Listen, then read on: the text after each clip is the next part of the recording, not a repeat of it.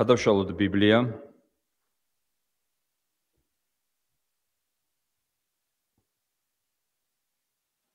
ესაია წინასწარმეტყველის წიგნი. მეორე თავი. კითხულობ მეხუთე მუხლიდან მერვე მუხლის ჩათვლით. 1999 წლის საპატრიარქო თარგმანიდან.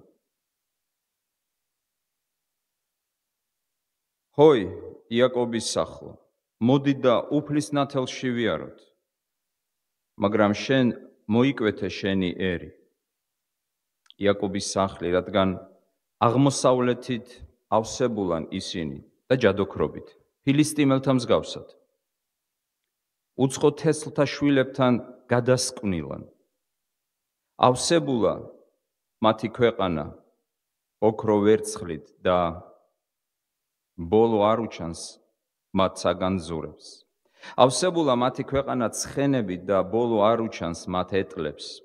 ავსებულა მათი ქვეყანა კერპებით და ეთაყვანებიან საკუთარ ნახელავს, რაც მათმა თითებმა გამოძერწა. ეს არის უფლის სიტყვა. ვილოცოთ. ღმერთო, ჩვენ მადლობას გწირავთ შენი სიტყვისთვის. ვეგრძალვით მას. გევედრებით შენი სულის მადლით. მოგვანიჭე, რათა ჩავწვდეთ შენს ჭეშმარიტებას გაცხადებულ შენს სიტყვაში. მოგვეცი, რათა ვერწმუნოთ შენს ძეს იესო ქრისტეს, რომელმაც თავი გასცა ჩვენთვის. რწმენით დაგვიმკვიდრე საუკუნო სიცოცხლე და მოგვეცი გაბედულება ვაუწყოთ ეს რწმენა სამყაროს. გევედრებით იესო ქრისტეს მიერ. ამინ. დღეს ჩვენ წავეკითხეთ სიტყვები ესაია წინასწარმეტყველის წიგნიდან. ქრისტიანობაში ესაია წინასწარმეტყველის წიგნს უწოდებენ მეხუთე სახარებას. ეს არის ძალიან დიდი პატივი. ამაზე დიდი ეპითეტი, ამაზე დიდი შემკობა რომელიმე წიგნისა ქრისტიანული თვალსაზრისით, რა თქმა უნდა, არ იქნების. შესაბამისად, ესაია წინასწარმეტყველის წიგნის ავტორს, ესაია წინასწარმეტყველს, ქრისტიანულ ტრადიციაში უწოდებენ ძველი აღთქმის მახარებელს. მოусმინეთ, რას ამბობს ეკლესიის ერთ-ერთი დიდი მამა და მოძღვარი ნეტარი იერონიმე. ეკლესიის მამა დასძენს, რომ ესაიამ ისე ცხადად გადმოსცა ქრისტეს ყველა საიდუმლო, რომ თითქოს მოგვითხრობდა იმაზე, რაც უკვე მოხდა. არადა შეგახსენებთ, ესაია ცხოვრობდა დაახლოებით 7-8 საუკუნით ადრე ქრისტეს დაბადებამდე, ქრისტეს გამოჩენამდე. წარმოიდგინეთ, დაახლოებით 7-8 საუკუნით ადრე დიდი წინასწარმეტყველი ესაია ქრისტიანულად ძველი აღთქმის მახარებელი მოგვითხრობს მესიის შობაზე, მესიის ღვთაებრივ ბუნებაზე, რომ ის ჭეშმარიტი ღმერთია, უბიწო ჩასახვაზე, ქრისტეს მიწიერ მსახურებაზე, მის ჯვარცმაზე, განსაკუთრებით მის ჯვარცმაზე, მის აღდგომაზე, განდიდებაზე, ამაღლებაზე, ყველაფერზე. ამიტომაც ბრძანა ნეტარმა იერონიმემ ქრისტეს ყველა საიდუმლო გადმოსცაო. ანუ ქრისტეს პიროვნების. ეს პატარა შესავალი ჩვენ გავაკეთეთ იმისათვის, რომ განსაკუთრებული ინტერესით, ყურადღებით და მოწიწებით განვიხილოთ ტექსტი, რომელიც წავიკითხეთ. გვახსოვდეს რა, რომ ეს ტექსტი მოცემულია სწორედ ესაია წინასწარმეტყველის წიგნში. ახლა კი თავად სიტყვები. ჩვენ მიერ წაკითხული ტექსტის სიტყვები. რა მოწოდება ისმის ამ ტექსტში? რა არის მთავარი მოწოდება? მთავარი ხმობა წინასწარმეტყველისა და შესაბამისად ღვთისა, თუ გავითვალისწინებთ, რომ ღმერთი გველაპარაკება წინასწარმეტყველის ბაგეებით. მთავარი მოწოდება მოცემულია მეხუთე მუხლში, ჩვენი ტექსტის პირველივე მუხლში. ჰო იაკობის სახლო, მოდით და უფლის ნათელში ვიაროთ. ეს არის წინასწარმეტყველის მოწოდება. მოდით და უფლის ნათელში ვიაროთ. სამი რამ მინდა გითხრათ დღევანდელ საუბარში. პირველი, რას ნიშნავს წინასწარმეტყველის მოწოდება? მოდით და უფლის ნათელში ვიაროთ. მეორე,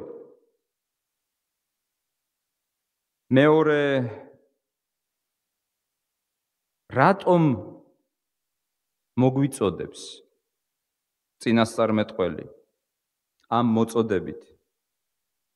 მოდით და უფლის ნათელში ვიაროთ.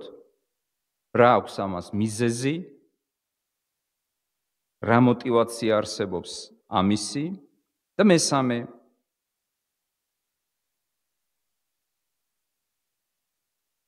რამ შეიძლება ხელი შეუშალოს ამ მოწოდების მოდით და უფლის ნათელში ვიაროთ შესრულებას? სამი რამ, რას ნიშნავს თავად ეს მოწოდება? საიდან გაჩნდა ეს მოწოდება? რატომ გაჩნდა აი აქ ეს მოწოდება მეხუთე მუხლში? და მესამე, რა დაბრკოლებები შეიძლება არსებობდეს ან წარმოიშვას, რაც ხელს შეუშლის ამ დიდებული მოწოდების შესრულებას. მაშასე, პირველ, რას ნიშნავს ეს მოწოდება? ჰო იაკობის სახლო, მოდით და უფლის ნათელში ვიაროთ. მიაქციეთ ერთ ნიუანს ყურადღება.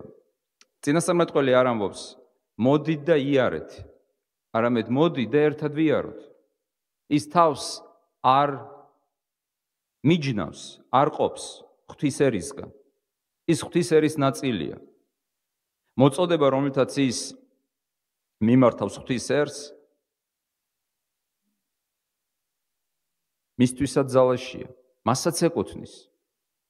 ისიც ვალდებულია ამ მოწოდების შესრულებისთვის. მოდით და ერთად ვიაროთ უფლის ნათელში, ამბობს წინასწარმეტყველი. დავფიქრდეთ, რას ნიშნავს უფლის ნათელში სიარული?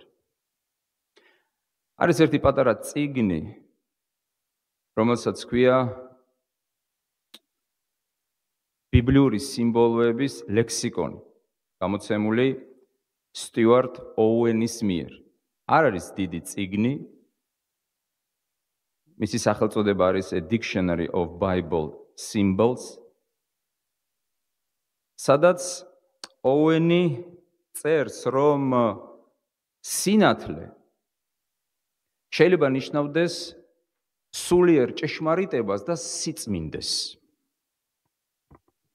რა თვალსაზრისით? ქრისტიანები ამოწმებენ ქრისტეზე თავიანთი წმინდა ცხოვრებით, როგორც სინათლე და აგრეთვე სახარების ქადაგებით, როგორც ჭეშმარიტების ქადაგებით. ანუ ჭეშმარიტება და სიწმინდე შეიძლება იყოს სინათლე. თუ ეს ასია, მაშინ წინასწარმეტყველის სიტყვები რას უნდა ნიშნავდეს ჩვენთვის? მოდით და იარეთ უფლის ჭეშმარიტებაში და სიწმინდეში.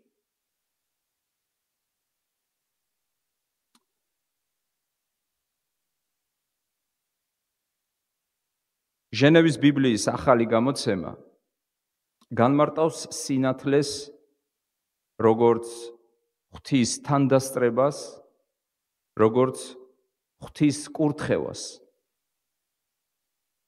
როგორც ღვთის თანდასწრებას, როგორც ღვთის კურთხევას. როგორც ღვთის გამოცხადებას.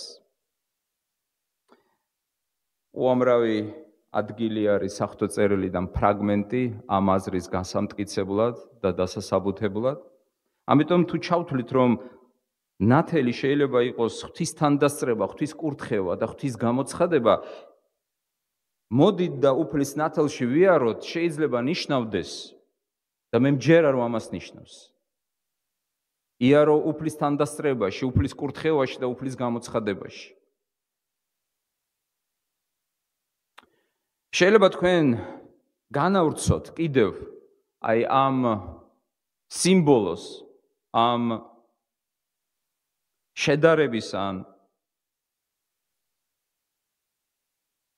ამ მეტაფორის მნიშვნელობა სინათლეს გულისხმობთ, მაგრამ ერთი ნათელია. ეს მოხმობა, ეს მოწოდება ეკუთვნის თითოეულ ჩვენგანს და რო შევაჯამოთ ყველაფერი მთლიანობაში. უფლის ნათელში სიარული ნიშნავს იცხოვრო ღვთის ნების შესაბამისად. იცხოვრო ღვთისათვის სათნოდ. გავიხსენოთ რა ვთქვით ჩვენ სიარულის შესახებ.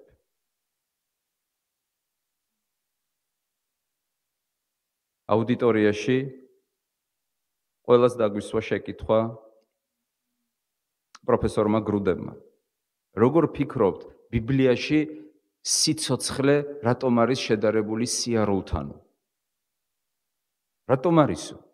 რატომ არის ბიბლიაში სიცოცხლე გადმოცემული ცხოვრება სიარულის მეტაფორით, შედარებით? ან მნიშვნელობით, სახით, ხატები და ასე შემდეგ. სხვადასხვა პასუხი გაისმა.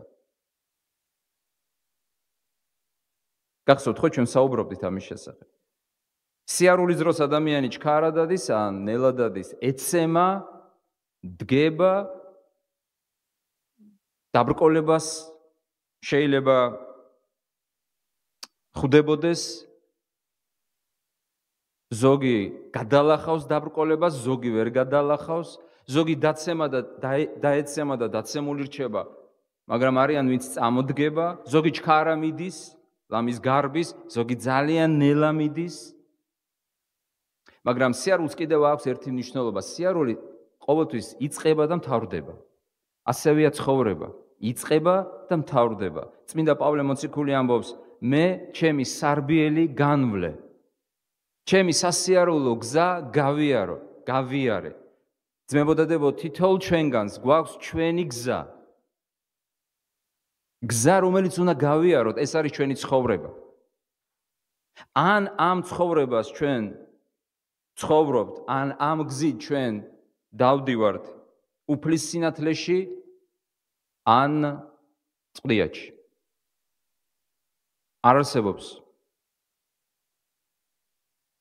არ არსებობს სხვანაირი სურათი. გაიხსენეთ რა წერია ენოქზე. ის დადიოდა ღვთის წინაშე. ყველა დადის, მაგრამ ღვთის წინაშე ყველა დადის. რას ნიშნავს ღვთის წინაშე სიარული? ღვთის წინაშე სიარული ნიშნავს უფლის სინათლეში სიარულს. ქართულ თარგმანებში სხვადასხვანაირად არის ეს გადმოცემული. ღმერთთან სიარული. სხვა ენაზე ღმერთის წინაშე სიარული. ღვთისათვის სათნოდ სიარული. გაიხსენეთ აბრაამი. რა წერია? ღმერთი ეუბნება მას, აბრაამ, იარე ჩემ წინაშე. რა მანამდე არ დადიოდა ფიზიკურად, ხო გასაგებია რა მეტაფორა ეს. რა წერია ნოეზე? ნოე დადიოდა ღვთის წინაშე. და ჩვენ არ შეგვექმნას ისეთი შთაბეჭდილება, რომ თითქოს ეს მხოლოდ ენოქზე, ნოეზე, აბრაამზეა. საუბარი. ახალ აღთქმაში წმინდა პავლე ეუბნება კოლასელთა ეკლესიას, მორწმუნეებს ამ ქალაქში, როგორც მიიღეთ ქრისტე, განაგრძეთ რა? სიარული მასში. თითოეული მორწმუნე დადის. მაგრამ წინასწარმეტყველი ჩვენ მოგვიხმობს და გვეპატიჟება, შეიძლება ასე ითქვას, რათა უფლის ნათელში ვიაროთ. ეს არის მოწოდება თითოეული ჩვენგანისთვის. ეს არის მოწოდება თითოეული ჩვენგანისთვის. მეორე რამ ჩვენი საუბრისა. საიდან გაჩნდა ეს მოწოდება აი ამ ტექსტში აქ? მოდით შევხედოთ კონტექსტს, ლიტერატურულ კონტექსტს. კომპოზიციას როგორ არის მოწყობილი? მეხუთე სახარებაში, ანუ ესაია წინასწარმეტყველის წიგნში, როგორ არის მოწყობილი ამ სიტყვების გამოჩენა. მეხუთე მუხლამდე არსებობს პირველი, მეორე, მესამე და მეოთხე მუხლები. ხო ასია? რაზეა იქ საუბარი?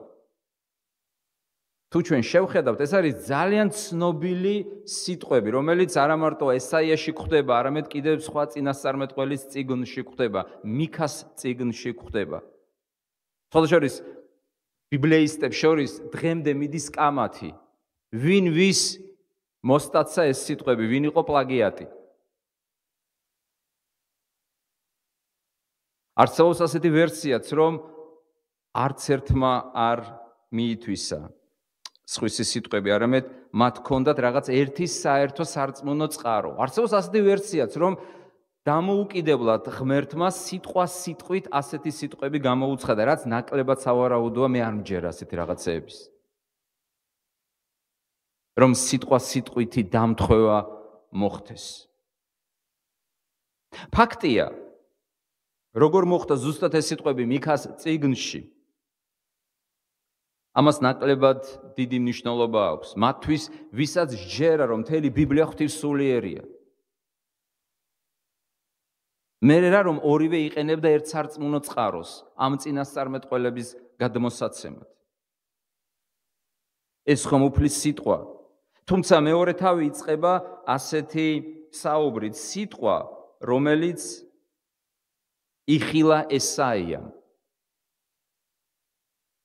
სხვადასხვა სიტყვას არ ხედავენ, სიტყვას ისმენენ, მაგრამ აქ წერია, შეცდომა არ გეგონოთ, აქ მართლა ასე წერია, სიტყვა, რომელიც იხილა. ეს იყო წინასწარმეტყველება, ეს იყო გამოცხადება, ეს იყო წინასწარ თქმა, რაც უნდა მომხდარიყო. დავანებოთ ერთი წუთით თავი იმ საკითხს, როგორ მეორდება სიტყვა სიტყვით, წინასწარმეტყველება ორ დამოუკიდებელ სხვადასხვა წიგნში. თავარია, როგორც მართლმორწმუნე ქრისტიანებმა მივიღოთ ეს სიტყვები, როგორც უფლის სიტყვები და დავინახოთ, რომ აქ არის ლაპარაკი უკანასკნელ დღეებზე. ჩვენ ნენელა უნდა გავცეთ პასუხი, რატომ აღმოჩნდა ეს მოწოდება აქ, სადაც არის, ანუ მეხუთე მუხლში.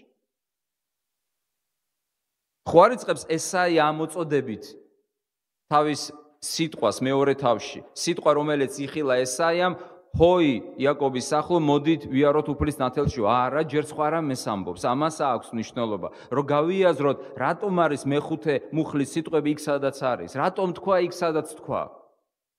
რას ამბობს წინა მუხლებში? და იქნება უკანასკნელ დღეებში გამტკიცდება მთა უფლის სახლისა, მთების სათავეში დადგინდება და ამაღლდება ბორცვებზე და დინებას დაიწყებს მისკენ ყველა ერი.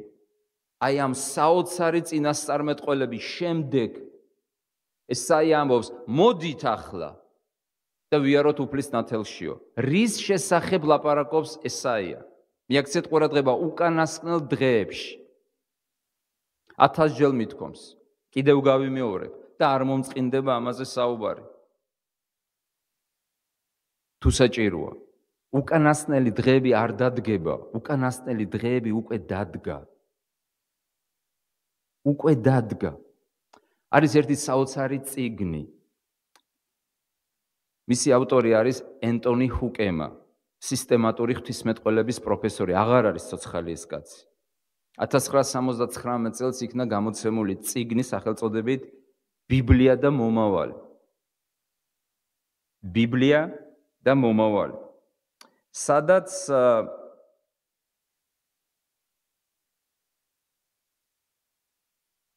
პროფესორი ამბობს ასეთ სიტყვებს.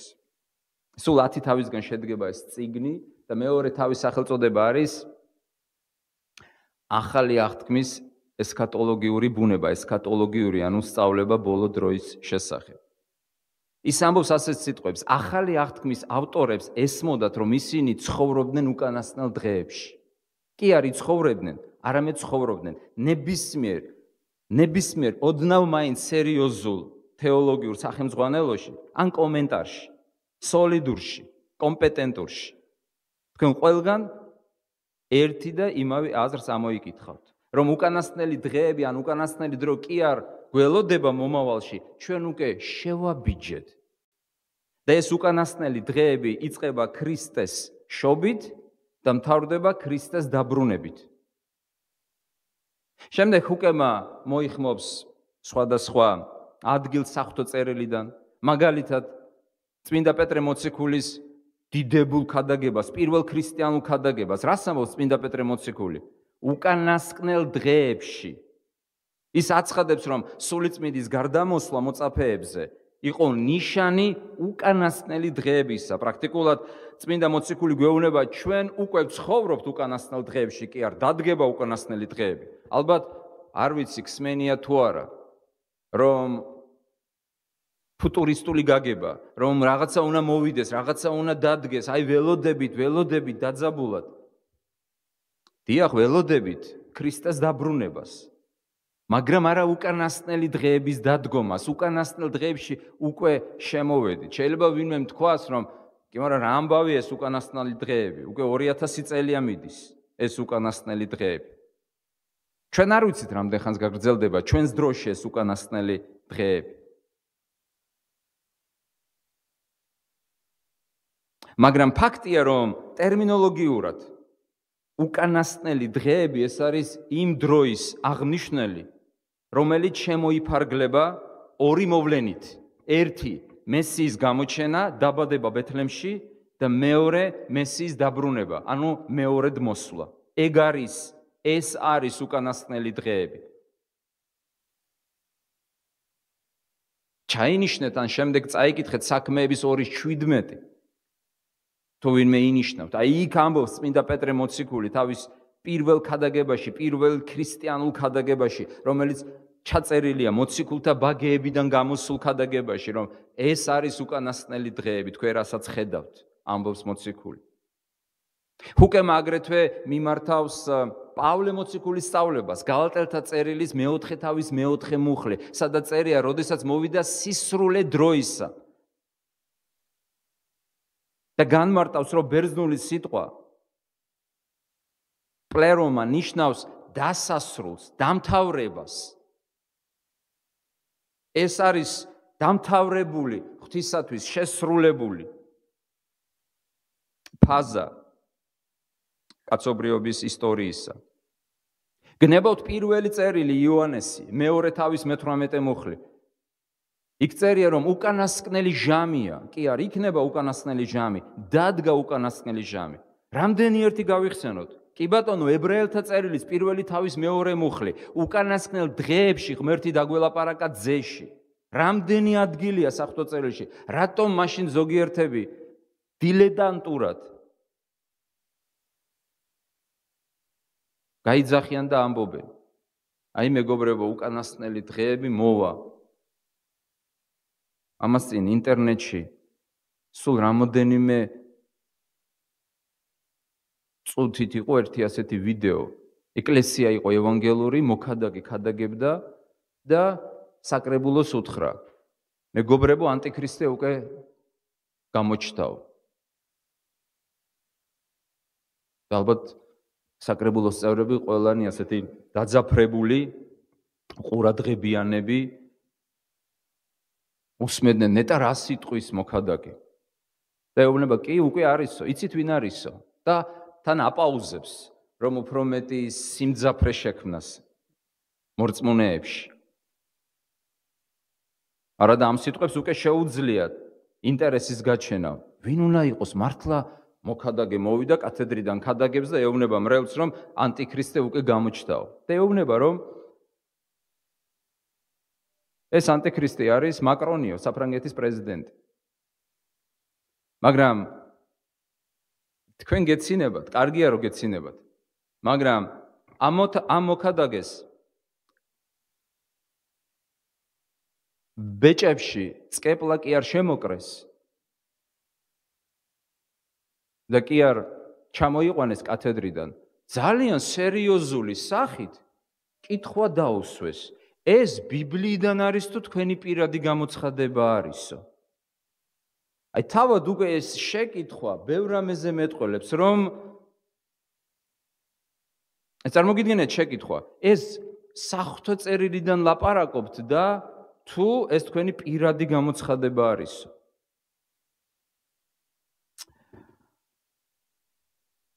რა თქვით, ღმერთო ჩვენ გვიშველე? მართლა ღმერთო ჩვენ გვიშველე.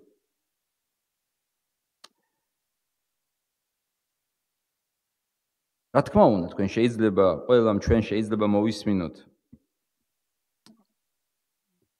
სხვადასხვა მოქადაგის, რომელსაც აძლევენ უფლებას ასეთი რაღაცეების ქადაგებისა, რომ მაკრონია, ან კიდე სხვა ვინმეა, ჩემს ახალგაზრდობას ლაპარაკობდნენ, რომ იცით ვინა? ხო, გორბაჩოვიაო, იმიტომ რომ ნიშანი აქვსო თავზე. უფრო ადრე ნაპოლეონი და ასე შემდეგ და ასე შემდეგ. ადამიანები ისეთი შთაბეჭდება იქნება უფრო ელოდებიან ანტიქრისტეს, ვიდრე ქრისტეს. მსჯელობენ, ითვლიან, კალკულაციას აკეთებენ აი იმ ცნობილი 3-6-იანის განმარტებისთვის. მაგრამ ბიბლია ამბობს, რომ ჩვენ ველოდებით ქრისტეს გამოჩენას. ახლა კი შეხედეთ. მოწოდება მოდი და უფლის ნათელში ვიაროთ, სწორედ აი ამ წინასწარმეტყველების შემდეგ გაისმა. წინასწარმეტყველებისა, რომელიც ამბობს, რომ უკანასკნელ დღეებში ერთი მთა ამაღლდება და ყველა მთაზე მაღალი იქნება. და შემდეგ წერია, რომ დინებას დაიწყებს მისკენ ყველა ერი. თუ მოусმენთ წმინდა იონე ოქროპირს ან წმინდა კირილე ალექსანდრიელს, ორივენი ერთხმად ამტკიცებენ, რომ ეს მთა, რომელზეც უფლის ტაძარი იყო აშენებული, არის სხვა არაფერი თუ არა ეკლესია, რომელიც ბოლო დღეებში ამაღლდება და განმარტებას გვაძლევენ, რატომ ამაღლდება, რას ნიშნავს ამაღლდება ყველა ბორცვზე, ყველა მთაზე უფრო მაღლა. მაგრამ თუ მოусმენთ ნეტარ ავგუსტინეს, შეიძლება სულ სხვა სახე დავინახოთ ამ მთაში, მაგალითად, ის ამბობს და სხვადასხვა აი ამ კომენტარს ამ წინასწარმეტყველების განმარტებისას მოიხმობენ. ის ამბობს ასეთ რამეს: მიუახლოვდი მთას, ამბობს ნეტარი მამა. შემდეგ ამბობს ადი ამ მთაზე. შემდეგ არ გაგიჩნდეს სურვილი ამ მთიდან ჩამოსვლისა. შემდეგ ამბობს ამ მთაზე შენ იქნები დაცული. შემდეგ ამბობს ამ მთაზე შენ იქნები უსაფრთხოდ. და შემდეგ აგვირგვინებს, იმიტომ რომ ეს მთა არის შენი თავშესაფარი, იესო ქრისტე. საოცარია. მიუახლოვდი მთას, ადი ამ მთაზე, არ ჩამოხვიდე ამ მთიდან, ეს მთა არის შენი თავშესაფარი. და შემდეგ ამბობს ამაღლდა ჩვენი ქრისტე და სად ამაღლდაო სვამს შეკითხვას? მამის მარჯვნივ, ზეცაშიო. ეხლა შეიძლება თქვენ თქვათ, როგორ წავაჩხუბოთ ერთმანეთს წმინდა იონე ოქროპირი, წმინდა კირილე ალექსანდრიელი და სხვანი, რომელნიც ერთხმად ამტკიცებენ, რომ ეს ეკლესია და ავგუსტინე მეორე მხრივ, რომელიც ამბობს, რომ ნეტარი ავგუსტინე, რომ ეს ქრისტეა. აქ არაფერია წასაჩხუბებელი. ეს კვანძი იოლად იხსნება. ქრისტე და ეკლესია ერთმანეთის გარეშე არ არსებობს. სადაც ქრისტე იქ ეკლესია, თუ ქრისტე მაღლდება, ეკლესიაც მაღლდება.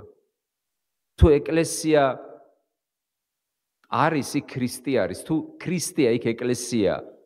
ჩვენ ვამბობთ ეკლესიაზე, რომელიც ქრისტეს სხეულია. ქრისტე თავია, ეკლესია სხეულია.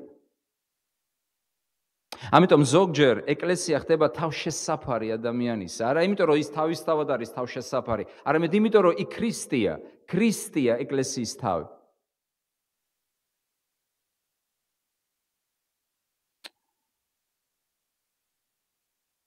ამაღლდება და ყველა ერი გაეშურება ამ მთისკენ, ქრისტესკენ, ან ეკლესიისკენ, რომელიც დააფუძნა ქრისტემ თავისი სისხლით. ახლა კი შეხედეთ, რა კავშირშია ერთმანეთთან? წინასწარმეტყველება მომავალ დროზე ამაღლდება უფლის ტაძრის მთა, ყველა მთაზე მაღალი იქნება და ყველა ხალხი იგულისხმება არაებრაელები, წარმართები, მდინარესავით ყველა ხალხი დაიწყებს მისკენ დინებას. აქ არის ლაპარაკი ქრისტეს ამაღლებაზე, აქ არის ლაპარაკი ქრისტეში ეკლესიის შექმნაზე, თუ ასეთნაირად განვიხილავთ. აქ არის ლაპარაკი დიდ მოქცევაზე, რომელზეც იესომ თქვა, წადი და უქადაგეთ სახარება ყოველ ქმნილებას, ვინც ირწმუნებს და მოინათლება, გადარჩება, ყველა ხალხს უკლებლივ, არა მარტო ებრაელებს. და ამ ყველაფრის ფონზე მოდით და იარეთ უფლის ნათელში. აქ შეიძლება რამოდენიმე გაგება იყოს. ერთი ასეთია. ხშირად, როგორც ამტკიცებენ, საღვთო წერილში, როდესაც ლაპარაკია მომავალ ამბებზე, როდესაც ითქმება წინასწარმეტყველება, გამოიხატება ჭეშმარიტება, მოსახვედრ, მომავალში აუცილებლად გამოსაჩენ მოვლენებზე, იქვე არის მოწოდება, როგორ უნდა იცხოვრო დღეს. მომავალში მოხდება ეს, მაგრამ დღეს შენ ცვლი შენ ცხოვრებას. პრაქტიკულად ჩვენ ვართ იგივე რეჟიმში, იგივე სიტუაციაში. რა თქმა უნდა, განსხვავებით. თუ ესაიას დროს ისინი ელოდებოდნენ, რომ მესია უნდა გამოჩენილიყო უკანასკნელ დღეებში, დაბადებულიყო, შემდეგ უნდა მომკვდარიყო. იგივე ესაია ამბობს, რომ ეს მესია შემდეგ უნდა დაბრუნებულიყო. ანუ ეს არის ორმაგი მოლოდინი. ჩვენთვის სიტუაცია განსხვავებულია. ჩვენთვის მესია უკვე მოსულია, მაგრამ ჩვენს მოლოდინის რეჟიმში ვართ, ის დაბრუნდება. ამიტომ ამ აზრს ჩვენ ხშირად ვაწყდებით საღვთო წერილში, რადგანაც ის დაბრუნდება, ამიტომ დღეს თქვენ ასეთნაირად იცხოვრეთ. რადგანაც ის უკვე მოკვდა ჯვარზე, დღეს თქვენ სხვანაირად იცხოვრეთ. ეს არის ორმაგი ნიშნულობის, ორმაგი დატვირთვის мотивация. ესაიას თანამედროვეებისათვის ორივე მოსვლა უნდა მოსულიყო. და ამ მოლოდინში ესაია ეუბნება, მოდით და ვიაროთ ნათელში. შეხედეთ, მომავალში უფლის ტაძრის მთა ამაღლდება. უამრავი ხალხი მოაწყდება ამ მთას, ქრისტეს და ეკლესიას. და მე რა რომ ეს მომავალში მოხდება? აი ახლა დღეს დავიწყოთ უფლის სინათლეში სიარული. ჩვენს კონტექსტში, ჩვენს სინამდვილეში როგორ შეიძლება ეს გადმოვთარგმნოთ? აი ასე, უფლის ტაძრის მთა ამაღლდა. გოლგოთაზე ქრისტე დაიკლა. მან მოიტანა თავისი თავი ჩვენთვის. მან გასცა თავისი სიცოცხლე ჩვენთვის. ის გახდა გამომსყიდველი. ამიტომ მოდით და ვიაროთ უფლის ნათელში. ეს ერთი мотивация. მეორე мотивация, ის აუცილებლად დაბრუნდება. იმიტომ რომ მან თქვა, მე დავბრუნდები. ამიტომ მოდი დღეს ვიაროთ უფლის ნათელში. გახსოვთ ქრისტეს ერთი იგავი. როდესაც მან თქვა, ის მსახური, რომელიც იტყვის, რომ მალე არ დაბრუნდება ჩემი ბატონი და გააკეთებს ამას და იმას. ხედავთ კავშირი მომავალსა და ახლანდელ დროს შორის. ჩვენ გვესმის სიტყვა მომავალში რა მოხდება? რა მოხდება? ჩვენთვის უკანასკნელი დღეები უკვე არის. როგორც არაერთგზის გვითქვამს, ჩვენ ცხოვრობთ პერიოდში, რომელსაც ერთმა ცნობილმა ბრიტანელმა ღვთისმეტყველმა უწოდა შესრულდა უკვე, მაგრამ ჯერ არ დამთავრებულა. ცოტა ძნელი გასაგებია თუ შესრულდა, როგორ არ დამთავრებულა. აი ასეთ პერიოდში, ასეთ დროს ცხოვრობთ ჩვენ. უკვე შესრულდა, მსხვერპლი უკვე მოტანილი, ახალი მსხვერპლი აღარ იქნება მოტანილი.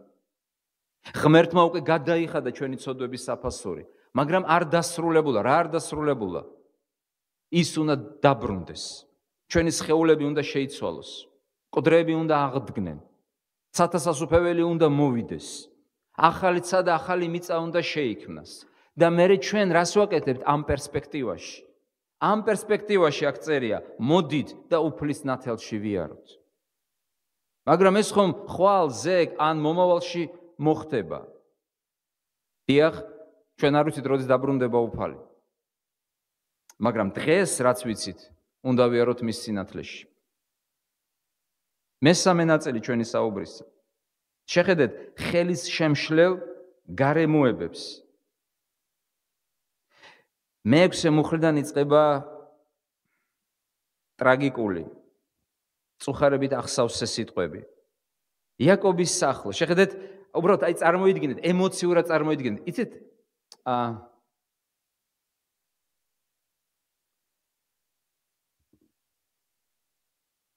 ჩვენ გვაქვს ტექსტი, ეს არის დაწერილი სიტყვა, ეს არ არის ვერბალური სიტყვა. როცა ადამიანი ლაპარაკობს, დაახლოებით 80 თუ 90% მნიშვნელობისა ჩვენ ვერბალური სიტყვისა გვესმის, ან ვიგებთ მიმიკით, ინტონაციით, ემოციით, მაგრამ დაწერილ სიტყვაში ეს არ არის. წარმოგიდგენიათ? ამიტომ შეიქმნა მესიჯების დროს, როდესაც ჩვენ მესიჯებს ვაგზავნით, რა არის ის ეგრეთ წოდებული ემოციები? იმიტომ რომ შეიძლება თქვა წიანდადება და თუ ემოციას არ დაურთავ, სხვანაირად ისმის, იმან შეიძლება სხვანაირად გაიგოს. სამწუხაროდ ბიბლიაში არ გვაქვს ჩვენ ეს ემოციები დართული, ხო ასია? ჩვენ გვაქვს ტექსტი. მაგრამ გვაქვს წარმოდგენის უნარი. გვაქვს ლიტერატურული და ისტორიული კონტექსტი.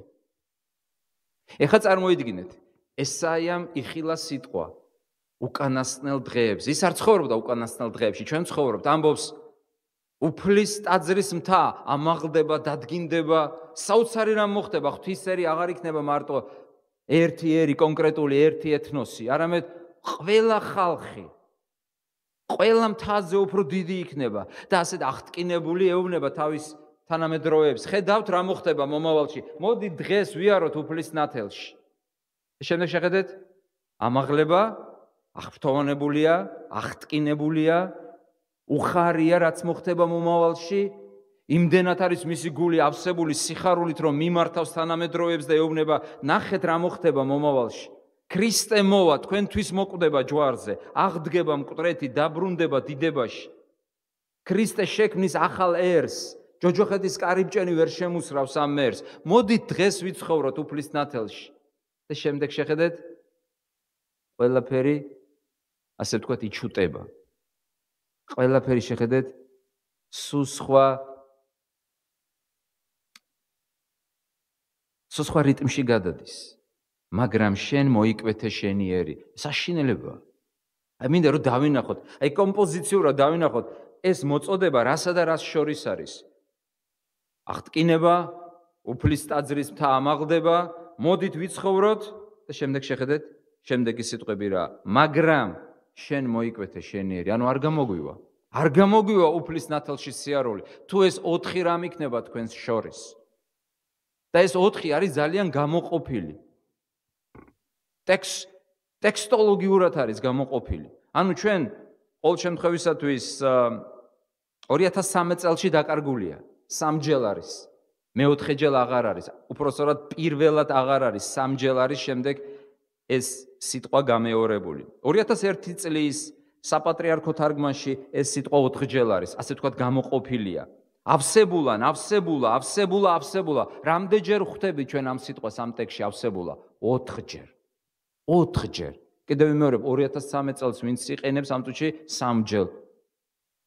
3ჯერ შეხვდებით, მაგრამ სხვა თარგმანებში 4ჯერ. რატომ? ბერძნულ თარგმანში სეპტუაგინტაშიც 4ჯერ არის ავსებულა. ვულგატაშიც ლათინურ თარგმანში 4ჯერ არის ავსებულა და ჩვენს ქართულ თარგმანშიც 4ჯერ არის ავსებულა. რით ავსებულა? რატომ არ გამოგვივა უფლის სინათლეში სიარული? რატომ არ გამოგვივა გამოცხადებაში, თანდასწრებაში, კურთხევაში სიარული? რატომ?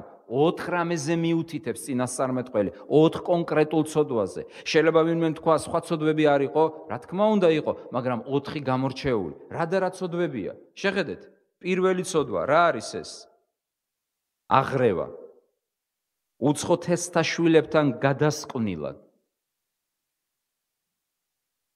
აღმოსავლეთით ავსებულად. რომელი ქვეყნები იყო აღმოსავლეთით? იუდეისთვის, ისრაელისთვის, ასირია, ბაბილონი, დასავლეთით ფილისტიმელები. ნახეთ, აღმოსავლეთით ავსებულან ისინი და ჯადოქრობით ფილისტიმელთა მსგავსად, ანუ დაემსგავსნენ. წმინდა პავლე მოციქული ამბობს, რომ ცუდი საზოგადოებანი ყრიან კეთილ ჩვევებს.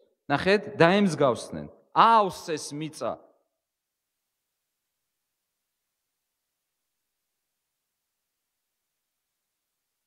ურთიერთობენ მათთან. მეორე რა არის? ავსებულა მათი ქვეყანა ოქრო ვერცხლით. ვერცხლის მოყვარეობა. მესამე რა არის? ავსებულა მათი ქვეყანა ცხენებით. ეს არის რწმენის დაკარგვა და მეოთხე, ავსებულა მათი ქვეყანა კერპებით, ეს არის კერპთაყვანის მცემლობა. 4 კონკრეტული ცოდვა, მეგობრებო, რომელიც ხელს უშლის ადამიანებს უფლის სინათლეში იარონ. 4 კონკრეტული ცოდვა. თუ ვიტყვით ვოტრენის სიტყვებით, ბალზაკის მამა გორიოდან, საოცარი საუბარია ვოტრენსა და ეჟენს შორის, სუფთა ფილოსოფია და რელიგია, ღმერთზე ლაპარაკობს, ცხოვრებაზე ლაპარაკობს, ეუბნება, თქვენ სინდის მატლი გაუჩნდაო. ის ამბობს, რომ აი ნამდვილი მორალი რა არის ცხოვრებისაო, ცხოვრება სამზარეულოს გავს, სამზარეულოსავით ყარსო. იმიტომ რომ მოამზადო საკვები ხელი უნდა დაგესვაროსო, მაგრამ შემდეგ უნდა იცოდე ამ ხელის დაბანაცო. ანუ ის თავაზობს, შეგახსენებთ სიუჟეტს, მკვლელობას, ხელსაყრელ მკვლელობას, ახალგაზრდა სტუდენტს, თვითონ გამოცდილი კრიმინალი და უხსნის ცხოვრებას, რანაირია სინამდვილეში ცხოვრება. ყველა მართალია თუ არა. შეხედეთ აი ამ ხალხს. ესაია ამბობს, შენ მოიკვეთე შენიერი, რატომ? იმიტომ რომ მატლი გაჩნდა, იმიტომ რომ დაბინძურებულია ხელი. იმიტომ რომ წყდიაჩი აღმოჩნდნენ და რა ცოდვების გამო 4 კონკრეტული ცოდვა: აღრევა, ვერცხლის მოყვარეობა, ურწმუნოება და კერპთაყვანის მცემლობა. რას ამბობს წმინდა პავლე მოციქული? რა საერთო აქვს სინათლეს სიბნელესთან? ეშმაკს ბელიართან, მორწმუნეს ურწმუნოსთან. თუ ჩვენ გავაკეთებთ ანალიზს აღრევისა, 3 კონკრეტულ სფეროს დავინახავთ, როდესაც ხდებოდა ღვთის შვილებისა და უღვთო ადამიანების აღრევა. საპატრიარქო თარგმანში წერია გადასკვნილანო. ხედავთ, არ გრძალავს ღმერთი უღმერთოებთან კონტაქტს ან ურთიერთობას და სახარების ქადაგებას მათთვის. ქრისტე მიდიოდა ცოდვილებთან და მებაჟეებთან, მაგრამ აქ წერია გადასკვნაზე, აღრევაზე, შერევაზე. 3 კონკრეტული სფერო არსებობს. ეს არის ვაჭრობა, საქმიანი კავშირები, საერთო ბიზნესი, მეორე მართვა გამგეობა, როდესაც ისრაელის ან იუდას ღვთისმოსავი მეფეები საქმეს იჭერდნენ უღვთო მეფეებთან და მესამე ქორწინება. ქორწინება ურწმუნოსა და მორწმუნეს შორის.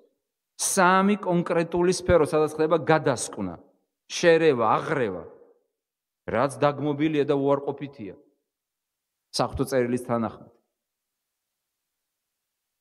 გახსოვს ლუკა, ამას წინ დავსვით ხო შეკითხვა, რა იყო წარღვნის მიზეზი, რომელი კონკრეტული ცოდვა?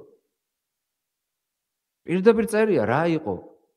დავანებოთ ეხლა თავი იმას, რომ ვინ იყვნენ ეს ღვთის ძეები და ასე შემდეგ. არაფერ კარგს არ მოგვიტანს. პატრისტიკაშიც აზრი გახლიჩილია. სულ არსებობს 3 კონკრეტული განმარტება, ვინ იყვნენ ღვთის ძეები და ვინ იყვნენ ადამიანის ასულები, მაგრამ აი ამ დისკუსიებში ჩვენ თავარ აზრს ვტოვებთ. თავარი აზრი გვერდზე გვრჩება. რა იყო ამ შეერთებების მანკიერება, აღრევა ღვთის ძეებსა და ადამიანის ასულებს შორის. ანუ ვინც გნებავთ მოიაზრეთ. შეურევლის შერევა. და ეს გამოიხატებოდა რა ფორმაში ჩვენ 3 დავასახელეთ. ქორწინება. ქორწინდებოდნენ ისინი. ამიტომაც მოვიდა დიდი წარღვნა. საღვთო წერილი როგორც ძველ, ისე ახალ აღთქმაში ბევრს ლაპარაკობს აი ამ მანკიერებაზე, მაგრამ შენ მოიკვეთე შენიერი. არ შეგვიძლია უფლის სინათლეში ვიაროთ. რატომ? იმიტომ რომ უცხო თესლთა შვილებთან ხარ გადასკვნილი. შეერივნე უკვე, სხვანაირი გახდი. როგორც ისინი მარჩიელობენ და ჯადოქრობენ, შენც ისე. ისინი იგინებიან, შენც იგინები. ისინი ლოთობენ, შენც ლოთობ. ისინი ღალატობენ ცოლებს და ქმრებს, შენც დაიწყე უკვე ღალატი. ისინი ბილდსიტყვაობენ, შენც უკვე ბილდსიტყვაობ.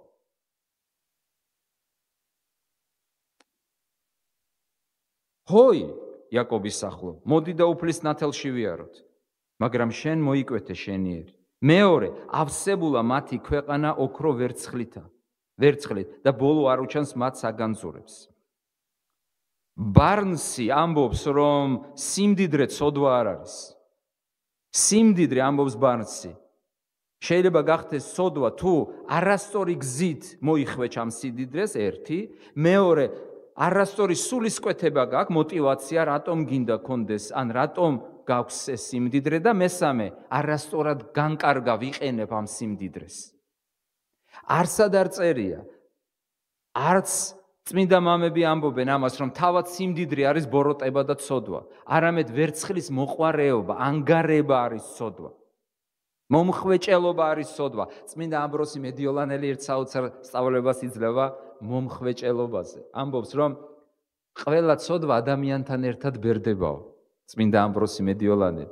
რით არის ცნობილი ლუკა წმინდა ამბროსი? არა მარტო იმით, რომ მილანიდან იყო, კიდევ რითი? დიახ, ავგუსტინე მონათლა. ის ამბობს, რომ და მისი ქადაგებებით იკვებებოდა მილანში. ლათინური სახელწოდება მედიოლანი, იგივე მილანია. ის ამბობს, რომ ყველა ცოდვაო ადამიანთან ერთად ბერდებაო, ხუცდებაო. არსებობს ერთი ცოდვა, რომელიც არა მარტო არ ბერდებაო, დღითიდღე ახალგაზრდებაო. ეს არის მომხვეჭელობაო. იმიტომ რომ მომხვეჭელი სიმდიდრისა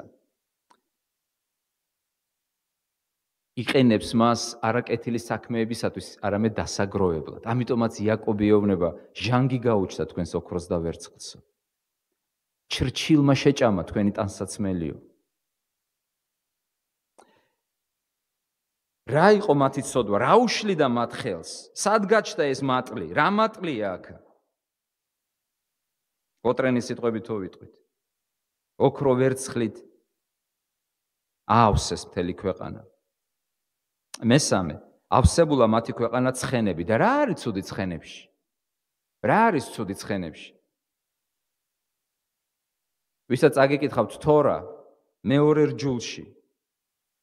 თქვენ წაკითხული გექნებათ, ღმერთმა მისცა სპეციალური წესები და კანონები მომავალ მეფეებს.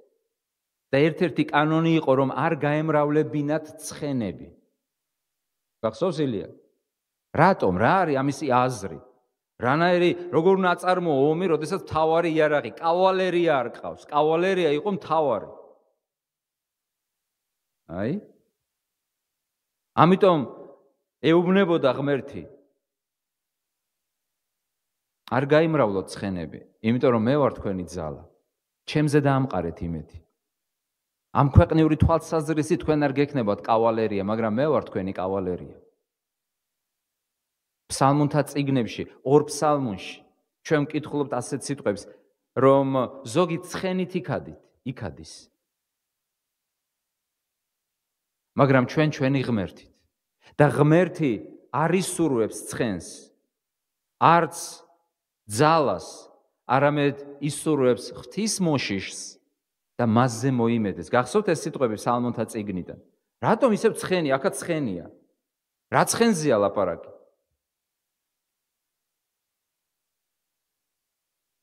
ცხენზე, რომელიც სიმბოლირებს, რომელიც გამოხატავს ადამიანურ ძალას, შესაძლებლობას, სტრატეგიას, უნარს, გამარჯვება მოიპოვოს. მაგრამ ღმერთს სურდა ყოველთვის, რომ ღმერთზე ქონოდათ მათ იმედი.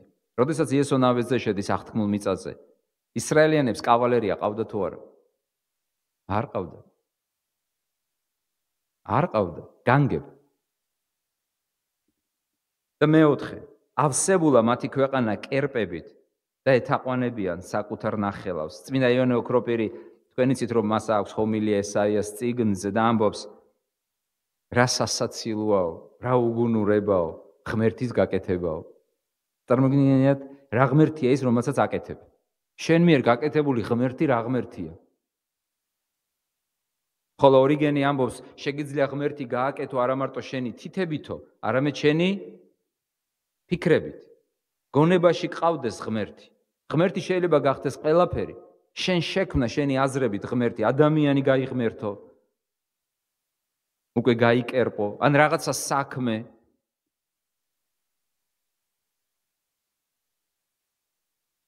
მაგრამ არის ერთი ჭეშმარიტი ღმერთი, რომლის ადგილს ვერავინ და ვერაფერი დაიკავებს ვერასდროს. ამიტომ როგორც ამბობს დიდი გერმანელი რეფორმატორი, ჩვენს რწმენას შეუძლია წარმოშვას როგორც კერპი, ასევე ღმერთი დიდ კატეხიზმოში. თუ ჩვენი რწმენა არის ჭეშმარიტი, მაშინ მას ჭეშმარიტი ღმერთი ყავს. თუ მცდარი, მაშინ მას ობიექტად კერპი ყავს.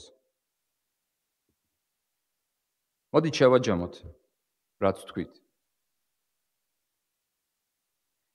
ჩვენ მიერ წაკითხულ ტექსტში გვესმის ღვთის მთავარი გენერალური სასიცოცხლო მოწოდება. მოდით ვიაროთ უფლის ნათელში. რაც ნიშნავს, ყველაფერში ვაამოთ მას, მოვიქცეთ მის ღირსად, გვჯეროდეს ის, რისიც უნდა გვჯეროდეს.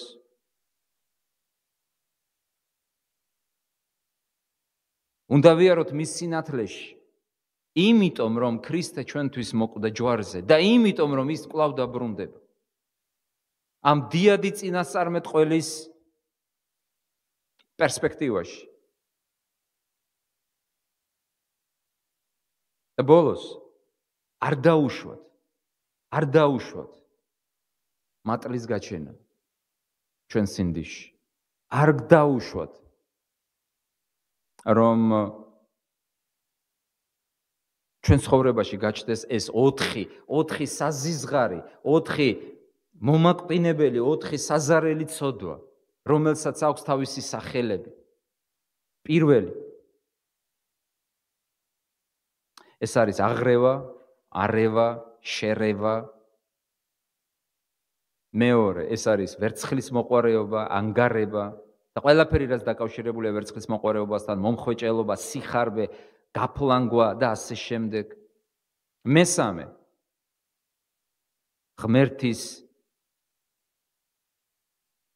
იმედის ჩანაცვლება სხვა რა იმეთი, ანუ ცხენის გაჩენა ცხოვრებაში. და მეოთხე რომელიმე კერპის გაკეთება, ან ხელით, ან ჩვენი ფიქრებით.